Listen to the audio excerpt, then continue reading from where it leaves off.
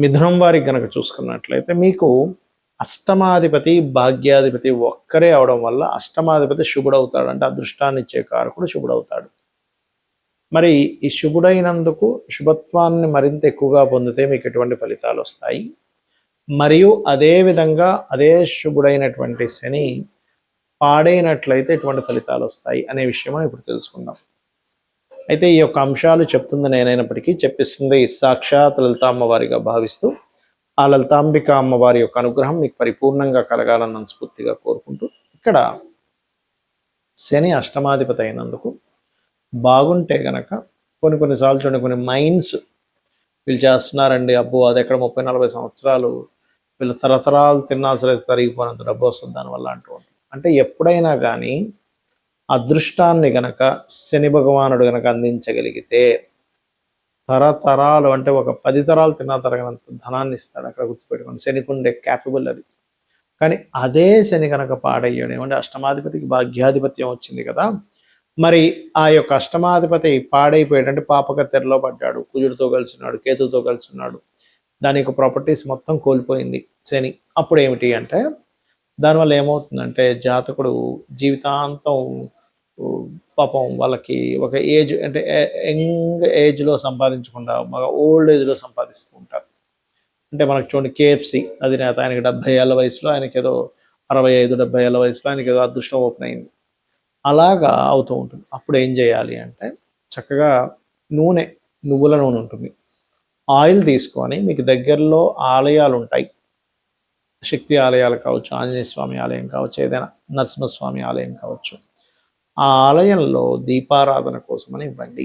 లేదు అంటే మీరు చక్కగా ఆ యొక్క ఆలయంలో మీరు ఏం చేస్తారంటే వంట కోసం అని వాడుతూ ఉంటారు, ప్రసాదం తయారు చేయడం కోసం, అలా వంట నూనె ఇవ్వచ్చు. ఇది మీకు ఖచ్చితంగా కలిగింపజేస్తుంది. రెండవది ఏంటంటే లలితా సహస్రనామాల్లో ఓం అనాకలిత సాదృశ్య చుబుకశ్రీ విరాజితాయ నమః, లేదా ఓం ఇంద్రగోప పరిక్షిప్త స్మరతోనాభచంగికాయ నమః, ఇవి చేసుకోవచ్చు. లేదంటే ఆకస్మికంగా మాకు ఎప్పుడు ఏదో ఒక హెల్త్ ఇష్యూస్ వస్తున్నాయి అన్నప్పుడు మీరు ఓం సర్వవ్యాధి ప్రశమని సర్వమృత్యు నివారిణి అగ్రగణ్య అచింత్య రూప కలికల్మషనాశినే నమః చేసుకోవచ్చు. ఇక్కడ ఒక్కొక్క లగ్నానికి అష్టమాధిపతి శుభుడైతే కొన్ని లగ్నాలకు అష్టమాధిపతి పాపవుతాడు. ముందుగా తీసుకుంటే కనుక మేషానికి శుభుడవుతాడు, కానీ వృషభానికి పాపవుతాడు. ఎందుకంటే లగ్నాధిపతి శుక్రుడైతే అష్టమాధిపతి గురువు, అంటే లగ్న అష్టమాధిపతులు వ్యతిరేక వాళ్ళైతే పాపులు అవుతారు. సింపుల్గా చెప్పాలంటే ఈయనేమో శుక్రుడేమో మనకి దేవతలకి గురువేమో రాక్షసులకు గురువు శుక్రుడు, గురువేమో దేవతలకు గురువు, కాబట్టి అది వ్యతిరేక ఫలితాలు. మిథునానికి అష్టమాధిపతి శుభుడవుతాడు మళ్ళీ, ఎందుకంటే అష్టమ భాగ్యాధిపతి. దీన్ని ఎలాగ రిఫైన్ చేస్తాము అంటే లగ్న పంచమ భాగ్యాధిపత్యం గనక వస్తే ఏ భావానికైనా వాళ్ళు శుభులవుతారు. ఇది మెయిన్గా గుర్తుపెట్టుకోండి. సో మిథునానికి అష్టమాధిపతి శుభుడు, కర్కాటకానికి పాపి, సింహానికి శుభుడవుతాడు, కన్యకి పాపి అవుతాడు. ఎందుకంటే కన్యా లగ్నానికి బుధుడు లగ్నాధిపతి అయితే అష్టమాధిపతి కుజుడు, తులా లగ్నానికి లగ్న అష్టమాధిపతి శుక్రుడు శుభుడే అవుతాడు. మరియు ఇక్కడ ఈ యొక్క వృశ్చిక లగ్నానికి పాప అవుతాడు, ఎందుకంటే కుజుడు బుధుడు అవుతాడు. కాబట్టి ధనుర్లగ్నానికి న్యూట్రల్గా ఉంటుంది, ధనులగ్నానికి మకర లగ్నానికి న్యూట్రల్, కాకపోతే పాపే ఇక్కడ కొంచెం. కాకపోతే రవిచంద్రుల విషయంలో పరాశర మహర్షులు వారు చెప్పినటువంటి అంశం ఏమిటంటే అష్టమాధిపత్యం కనుక రవిచంద్రులకు వస్తే కనుక వాటిని పాపులుగా తీసుకోవడానికి వీల్లేదు, ఎందుకంటే తల్లిదండ్రులుగా చెప్తుంటారు కాబట్టి రవిచంద్రులు. అలాగే కుంభలగ్నానికి శుభుడవుతాడు అష్టమాధిపతి, ఎందుకంటే పంచమాధిపత్యం వచ్చింది కాబట్టి బుధుడికి.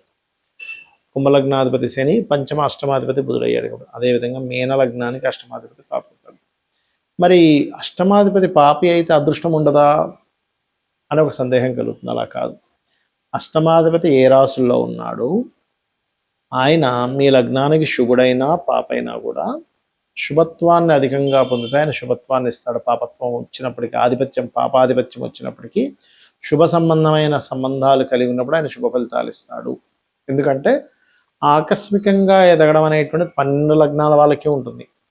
12 లగ్నాల్లో మనం మేషం నుంచి మీనం వరకు పుట్టిన వాళ్ళందరికీ కూడా ఆకస్మికంగా కలిసి వస్తుంది.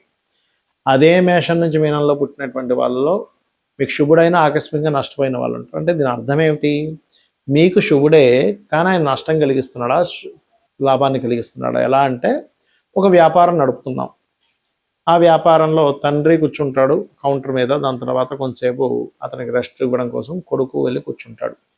కానీ కొడుకు యొక్క బుద్ధి గనక అక్కడ ఉండేటువంటి కౌంటర్లో ఎంతో కొంత ధనాన్ని తీసుకొని వెళ్ళి ఎంజాయ్ చేయడమో, వ్యసనాలకు గురైనప్పుడు కొడుకు సొంత కొడుకైనప్పటికీ అక్కడ ఉండేటువంటి ధనాన్ని అపహరించుకు వెళ్ళి కొన్ని వీక్నెస్ల వల్ల అతను ఆ ఆ యొక్క వ్యాపారానికి నష్టం వచ్చేలాగా ప్రవర్తించవచ్చు.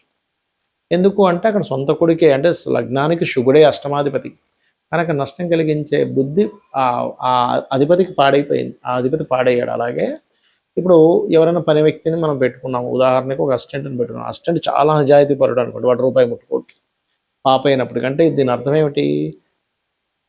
సొంత వాళ్ళైనా బుద్ధి పాడైతే ఇబ్బందినిస్తుంది, బయట వాళ్ళైనా వాడు బుద్ధి పాడవకపోతే వాడు మంచి చేస్తాడు. అలాగే గ్రహం కూడా మీ లగ్నానికి శుభుడైనా పాపైనా అష్టమాధిపతి బాగున్నాడో లేదో చెక్ చేసుకోవాలి. ఆ బాగుండడం బాగోపోవడం ఎలా చెక్ చేయాలి అంటే పాపకత్తెరలో ఉన్నాడా, పాపగ్రహాలతో కలిసి ఉన్నాడా, పాపగ్రహంతో వీక్షిస్తున్నాడా, దాని పోర్ట్ఫోలియో పాడైందా, అది ఉండే నక్షత్రం పాడైందా, బాగుందా చూసుకోవాలి.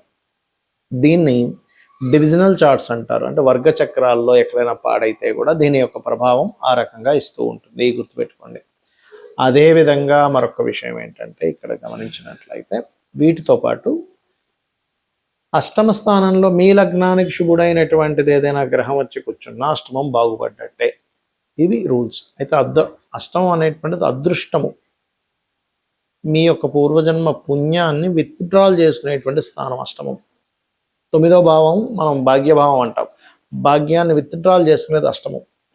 కాబట్టి ఎవరైనా రాజకీయాల్లో బాగా రాణించాలన్నా, లేకపోతే లాటరీ కొట్టామండి అంటూ ఉంటారు, లాటరీ కొట్టాలన్నా, ఒక నిధి దొరికిందండి అనాలన్నా, వీటన్నిటికీ కూడా అష్టమమే ముఖ్య కారణము. అందుకని మీరు పూజ చేస్తున్నామండి, ఫలితం రాలేదు, అష్టమం పాడైంది. అక్కడ భాగ్యంతో పాటు అష్టమం కూడా పాడవుతుంది, పంచమం పాడవుతుంది. కొంతమంది కాన్సన్ట్రేషన్ ఎందుకు చేయలేరంటే అది కారణం.